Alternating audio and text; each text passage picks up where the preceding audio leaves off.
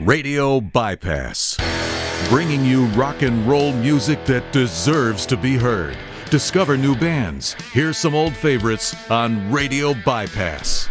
Hey guys, today on Radio Bypass we're joined by Amy Faith and Mike Ariza, collectively known as the Fa, who have just released their debut single, Devour.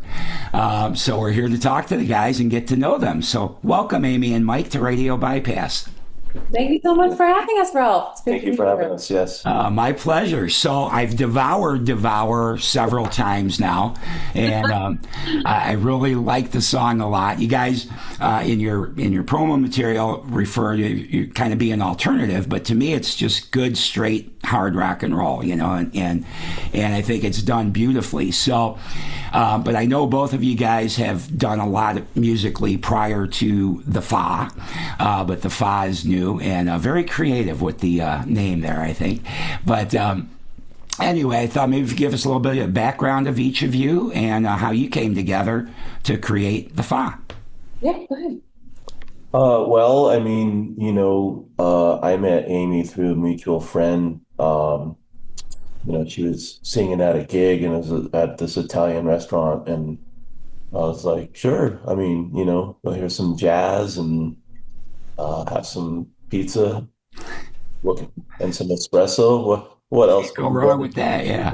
So immediately, being an artist for as long as I have, you can really tell when someone has it right away, and she definitely had it, and I was really blown away, and there was so many thoughts that went in my mind. I was like, became a fan right away. Like, yes, like I asked her if we could take a picture together, and I put that photo on my social media. I was like, you guys need to hear this voice. And, we became friends, and, so that's how we met. And it just turns out that we had so much in common, and that's what ultimately became what we're doing today. That's awesome. That's awesome. Scenes from an Italian restaurant. So obviously, Amy, that's how you met Mike. Then we know a little bit about that. But before we get to you, Amy, let's just finish with you, Mike, a little bit.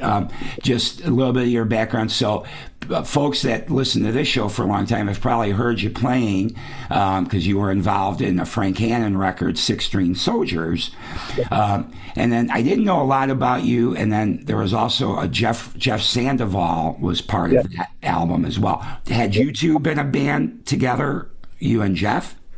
Yeah, not really a band, but we had been, we worked together, writing songs together and putting out projects prior to that. Yeah, I mean, long history there for sure. Gotcha. Okay. So that's a little bit on you. And then Amy, obviously you were singing jazz. Yeah, I have quite a diverse range of genres that I've sung over the years, jazz being one of them, musical theater, even some classical opera, along with pop, R&B, soul, and rock. So I dove headfirst into a bunch of things throughout, the span of my career so far, and it's all definitely influenced where I am today and what I've crafted with my sound and what it is that we do here with the Fa. So. Gotcha. And you guys are describing the Fa as kind of an alternative rock, but with a modern sound, which I agree with the modern sound for sure. It's not that alternative to me. To me, it is a good hard rock song that you've created. But is that kind of what you guys are looking to kind of be going forward? Kind of, you want to be kind of that alternative Smashing Pumpkins type sound, or what do you guys envision your band going forward? To me, honestly, it's like when, the way I grew up, like when you heard then this could be debated. Fats Domino probably recorded the first rock and roll hit, of course there was recordings before that, but you just think of like the blessing of rock and roll. It will always have that same, all of us participate in this thing that goes around and around and around. And of course, there's like subgenres and this and that. You got blues rock, southern rock, alternative, Pacific Northwest rock, punk, metal, death metal, grindcore, and all these other things. And at the core of it, all of us we're all grandchildren of where it came from. So, Sure. whatever you call it, you know? Yeah, I mean, I think that's one thing we've prided ourselves in our songwriting is that we haven't put ourselves, obviously, we've labeled alternative rock there, but we've written kind of a wide shoot off of a lot of different things that have kind of melded into what we're thinking is the rock, alternative rock, and it'll probably evolve from there too. It's just, we want to write good songs that people can groove to and enjoy and ever evolve in that process. Sure, sure. Now, that makes sense to me, and I agree. It is a melting pot. I don't know about Fats Domino being the first or not. I always go crazy in my own head trying to decide what really was the first true rock Right. song. Yeah. Some say that Sister Rosetta Sharp or whatever was the first. Right. Uh, so yeah, it's hard to say. Well, let's talk about Devour. So you guys have recently released that. Was that one of the first songs you guys put together together? Oh no, we've got a full catalog of music actually. We're about 3 years in, got about 20 some on. 25, 27 tunes out there. So yeah, this is just our latest and one we're absolutely proud of, but Yeah. we've got a full catalog of stuff that we're really proud of too. Yeah, this, Okay, so I've missed the bus here. Then you guys have put out others. So I thought this was a debut. No. well, when you're in the era of like releasing singles, it's always a debut, and that's what we like about singles.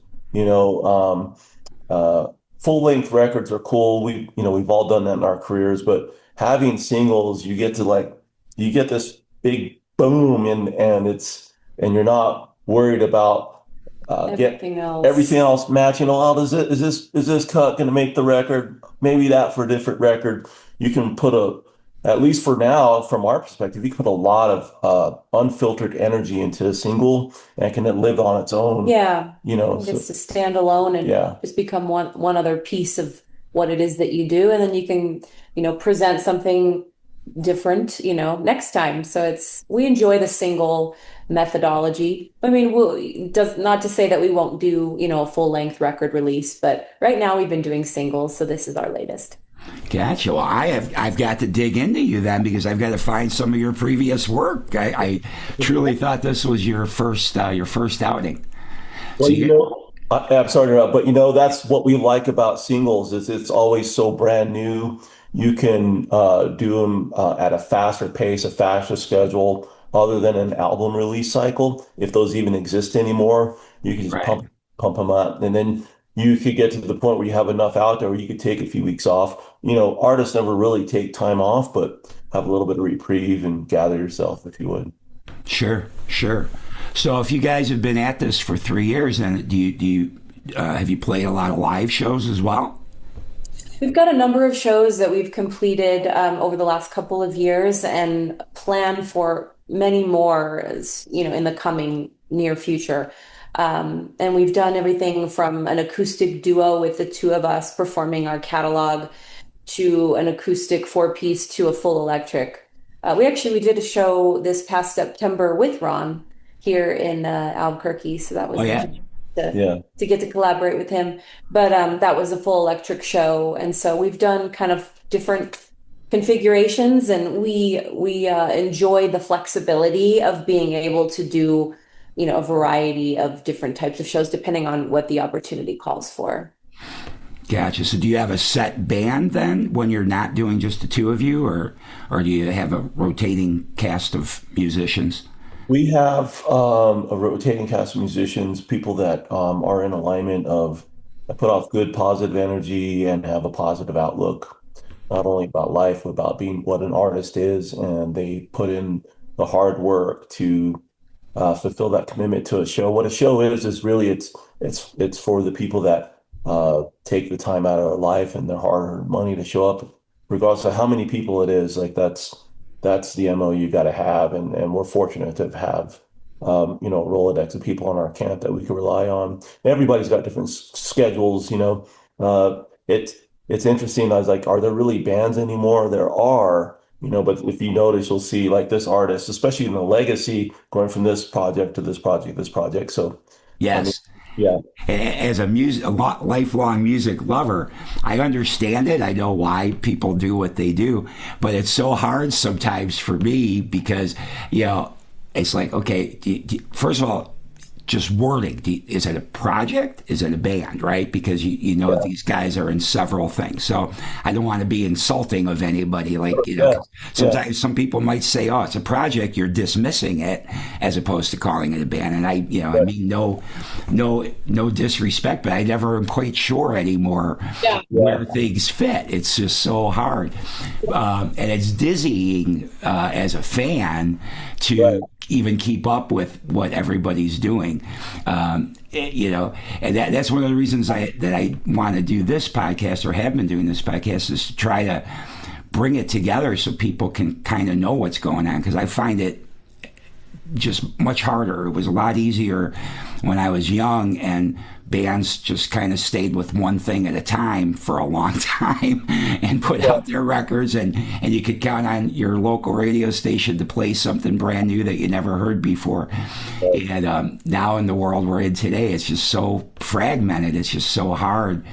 And I don't know how many people are like me, but I seek out new stuff. I like hearing new stuff. I like my old stuff. I'll always take Aerosmith, but I like hearing new music all the time and new ways. I realize there's only so many chords and notes and everything, and not everything can be totally brand new, but it is still new to me because the personalities that create the music make it different, even if it is the same, if that makes sense. I know that sounds kind of goofy, but that's how I think about it. So anyway, you're right. Is there a band anymore? No, I don't think so. There's just, musicians that come together and create music. Yeah, I mean, if you even look at like the new bands like Sleep Token, those guys wear masks. You don't know, and I love that band. Like, who are the members? So I thought that was a pretty cool take on things. There's another new band called President. They all wear masks, so it's like, which is cool. For us, it's Amy and I. We are the band, and then when it comes time to perform live, we'll find whoever's available and wants to work to fill in, and they're going to be an expert at their instrument, but they're going to play it with the Foss style, that's the way it goes. Right. I get it. So, when you play live, then, like, even if you're doing the acoustic thing, are you doing a wide range of genres, or is it all like the Fa that I now know from this one song is certainly a hard rocking song, but obviously now I've got to dig into your guys' catalog. But what do you guys do live? Is it kind of a mishmash of is there some jazz along with some hard rock, and what's your... Yeah, it's actually all the Fa, all original. That's all we do is our catalog of stuff. So obviously it's the acoustic kind of pulled back version, so it slightly deviates from the studio with the full band production. But it's all our original catalog in just a stripped back version of each song that we've written. Sometimes it's a little bit of a rearrangement, not a whole lot. For us, we love the challenge of getting something that's produced in the studio. And, in the studio, you can go wild, especially these days, and put so many underlying layers and make it sound so big. Well, for us, all of our songs start on an acoustic guitar anyway. So that's how we build it. And so you can, even with Devour, we wrote that song on acoustic guitar, and it could just take this long thing and just balloon into this like big sound. But at the core, it's her vocals, the melody, with the guitar just providing something for her to sing on top of. And so that's our approach to acoustic. And we'll make special arrangements. We'll maybe truncate it or add an extra verse. We had one song where we added an extra verse, and when we hired the guys for the electric show, realized, oh my God, I'm making a mistake. There's no other verse in there, right? We add another verse. Don't know our own song. Yeah. Fun of it, it's like you get to be creative and curate the show according to what it calls for. And so, yeah, that's the long answer to your question Yeah. on the acoustic. It's just like a stripped back acoustic duo, and it allows for even more of the vocal and guitar nuances to shine because there's more space, Hmm. and that's always fun to play around with too. So. Right. Yeah, and I've heard many times many musicians have said to me, as far as what you're talking about starting on acoustic guitar, that a good song has to be able to be played stripped down. Otherwise, if you need all the stuff that sounds cool that you added, but if that's what you need to make the song sound good, then you haven't really written that great of a song. Where if it stands up with just stripped down and it still sounds like a great song, then you've written a good song. So. And the rawness, we really we lean on being raw and staying raw, in our live shows, and it's important for, I think, just in the world, like everyone wants to connect to the human element of music and even performance, and perhaps even the imperfections that come through in that moment. I just think we need more of that in the world Yeah. today, especially with all the AI stuff. It's like it's nice to just be human and be raw and be vulnerable and all those things. So we really. Totally agree. Yeah. Yeah, I love it. I mean, sometimes I'll see things on the internet or something where musicians getting criticized for a bad vocal performance or something, and that always irritates me because I even if it doesn't sound the greatest, it's real, and that's what I love. And I do think imperfections in music can be perfection because they're that moment, they're that fleeting moment. Even in the recording studio when I used to work with musicians years ago, somebody'd want to redo another take on something and be like, no, don't do that because this may not be 100%, but the attitude and the feel, you're not going to get that same feel if you do it another time. Leave it alone, because that's what makes music, I don't know, touch your soul more, I think. Yeah. Yeah, agreed. Totally. Totally agree. Yeah, I agree. So let's talk a little bit, since we have such a powerhouse singer with such a wide background, Amy. Let's talk a little bit about who are some of your, what would your top 3 vocal inspirations be? Would you say? Well, I happen to be wearing one of them on my shirt. It's by Whitney Houston. I have to say, like, the big balladeers were like the thing that I first fell in love with as a singer because it was the dynamic range and the ability to just soar with those big notes, and then even the low sultry registers. That's how I fell in love and knew that I was going to vocally accomplish. Actually, this song was like it was a huge point of goal for me. Like I knew that I was going to conquer this song and do it, of course, with my own spin on it. But this was a Right. huge driving force for me vocally. So, of course, Whitney Houston, Karen Carpenter. I love Karen Carpenter. Her low, rich, sultry tones. I mean, I don't know anyone who can touch what she's done, but has definitely had an influence vocally in the lower register of things.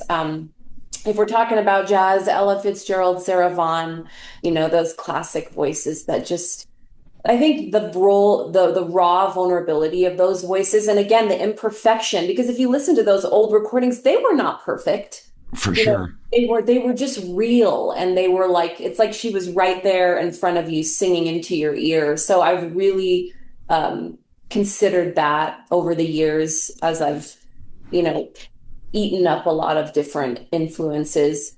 Ann Wilson, of course, in the rock world. I mean, just Right. and her voice is still incredible after all these years. It is. Yeah. Well, those are all good choices. And I guess by extension, you have to thank Dolly Parton, too, then, since she wrote that song. Dolly. So thank you, Dolly. They're shining light and bright, and I think that's amazing. These long careers, like, that doesn't happen for nothing, even just Right. brand and their essence. Like to have that longevity is pretty incredible. So For sure. For sure. And what about for you, Mike? What would be like top 3 guitar influences? Man, that's really hard for me to answer. I guess I could I could look at like, when I was young and I first started listening to records, um, AC/DC and Kiss, so Angus Young, Paul Stanley and Ace Frehley, even though, and, you know, those are Ted Nugent when I was young. My brother's about 9, 10 years older than me, so those records were there. Gosh, man, that's such a hard thing to answer because Yes, there, it is. so I was born in 1974, so and then having a brother that was, born in the 60s, and then having uncles that were born in the late 50s. So I was surrounded by Hendrix, BB King, and honestly, my dad being from the city, and being born in 1933, and being from Houston, Texas, and he would take all the, back then they would, jump on trains and go to Chicago, go down to the original juke joints and stuff like that, all those stories.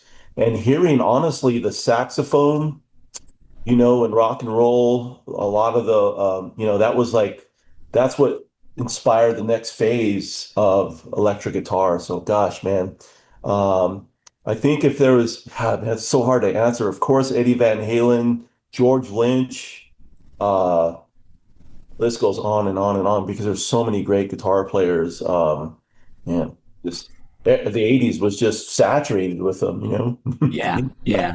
And No, I, yeah, I agree with you. It's hard when I years ago, many years ago, I made my top 10 guitarists of all time list for myself, and I struggled with that for a long time. And then I've had to modify it a couple of times because guys came along later that's like, man, this guy is so good that I got to probably push somebody out, I see your Aerosmith hoodie. My dad took me to see Aerosmith. I was about 10 or 11. And, and again, my dad was born in 1933. And after that concert, my dad had the Aerosmith's greatest hits. And he would listen to that while he was on, back then, you had the portable, Walkman, and then they had the Sure. little single speaker tape deck you put batteries in. And I remember, him back then, he was a mailman, everybody would say, "God, your dad was jamming Aerosmith at the post office, back in the saddle." And so, the swagger of those guys, and man, it just goes on and on and on and on. The Yeah. guy currently, the guy that plays for Lenny Kravitz, I can't remember his name. I'm sorry, it's Craig Ross, I think it is. That guy's a really great underrated guitar player. I really appreciate all the new guys. Aaron Marshall from Intervals. Gosh, there's the guy from Spirit Box, and I'm sorry if I can't remember their name right now. Misha Manser from Periphery. A lot of those guys are taking the next, they're taking the instrument even further than I ever thought it could go. It's amazing what these younger guys are doing. And you just named a bunch of bands that I'm not familiar with, so that's awesome. Yeah. I love learning about new bands. Well, that's cool. Yeah, no, it's hard. I mean, for me, it's pretty easy to have my number one, though, that because to me, he's better than and different than everybody, and that's Jeff Beck. So, for my Yeah. number one, that it's easy. But 2 through 10, it's hard because there's a lot that fit in there. Well, when you talk about like those imperfections and the spirit of like improvising, I mean, to me, I think Richie Blackmore is, just watch. I would encourage anybody to watch any of those old Deep Purple live videos, and I mean, there's no question that Richie Blackmore uh, inspired a lot of like the neoclassical esque type guitar players for sure. Yeah, for sure. Okay. Well, I just had to ask you guys that. And then if somebody like me is just discovering it for the first time, what would you want somebody, what's most important you would want somebody to have a takeaway about your band? What would you want somebody to know about the Fa? Well, first of all, follow us on YouTube. That's the best place to connect with us. So it's the fa_music. You can subscribe. We love visiting and commenting back on, your comments on the videos there. So that's great. But just keep your eyes out because we've got so much coming and so much coming this next year. And we'll see you out there on the road. We'll see you out Yeah. there at live shows, and just come along for the ride because we've got some great things in store. Yeah, I mean, we're still in our minds and our hearts, we still have this very innocent, you know, 10-year-old like new discovery of the art and craft of music, and we're just just as excited. I know that it's around the holidays, but we when you think of a kid running down to a holiday tree, Christmas tree, whatever you want to call it, to like look what's new. That's how we feel every time we have a new idea. It's so exciting. It's so fun, and we love it. And we're extremely grateful that we get to do this. We get to do it together. And the core of it, I mean, we're writing songs that make us happy, and we hope that the authenticity of that touches someone else and makes them happy Yeah. too. I love that. That everything you just said is awesome, and I think that does shine through, at least on Devour. Now I'll have to, like I said, go back and learn some more of your stuff. But Devour, I definitely feel that. Yes. Cool. All right, and then before we lead into Devour, is there anything about the song itself? What would you want somebody to take away from hearing the song for the first time? Yeah, I mean, I think as with any song, an individual can pick out things that resonate and create their own meaning. But I think in the inception of the song, to be devoured is it's a powerful thing to say, think, or be or do, and it's easy to become devoured in the world and in life by whatever. And it could be a good thing or not, right? Right, So, what does that mean? What does that bring out to you? We're in an interesting time in the world, so I think it's always a good thing to keep in mind. What does that mean to be devoured by something, and how does that feel for you? This was produced by a really good friend, and an amazing producer by the name of Chris Collier. And he had a lot of input. Of course, he produced it in the real, definition of what a producer is. And so we wanted have a heavier sound, and of course, he's known for that. But also, he was like our no, I'm at a loss of words. He's so amazing on how he participated in this song. Yeah, Yeah, he really brought it to life in a new way, and made it big and bold as we had hoped and envisioned it to be. So we love the collaboration with him. In fact, we're going back to work with him again in February on a new tune. So hopefully we'll come back and chat with you about that. yeah, yeah, Yeah, he's wonderful. We love his work, and you'll if you haven't already heard it, seen it, you'll find that yeah. when you take a listen. Heavy riff, meat and potatoes, if you would. Uh, Extremely amazing vocals and harmony. And Yeah. when we heard it, we're like, that's it. So that's our honest feeling about it. And as artists, you should be proud of your work, and we're very proud. good. Well, I'm happy for you both, and I'm glad to have the chance to chat with both of you guys. So thank you for taking some time out of your day for us here at Radio Bypass. And then for you guys that watch this on our YouTube channel or on our website, Amy and Mike are going to be nice and send us their video for Devour. So we're going to include that here in just a minute. And for you guys that just listen, you'll still hear the song. And you'll want to turn this up just a little bit louder because it's a great song to crank. I love this song so much, you guys. So we've been talking with Amy Faith and Mike Ariza. Did I pronounce that right, by the way? I meant to ask you beforehand, Ariza, from the FA. And as you heard here, we all have some homework to do, learning more of their music. But for right now, you can crank up this killer song they've got out. So guys, thanks so much for being Thank here. you for having us. All right, everybody, turn it up a little bit louder. And if you're watching, enjoy this video from the FA. Here comes Devour.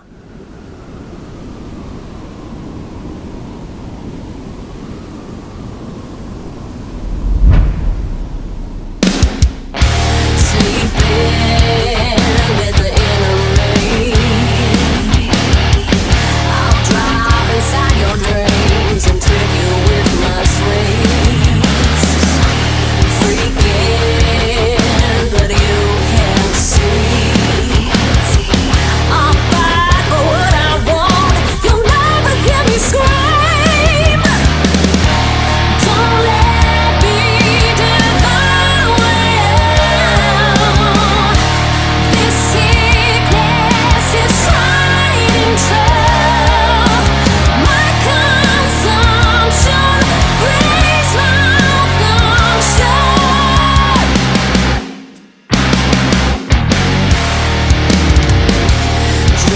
head.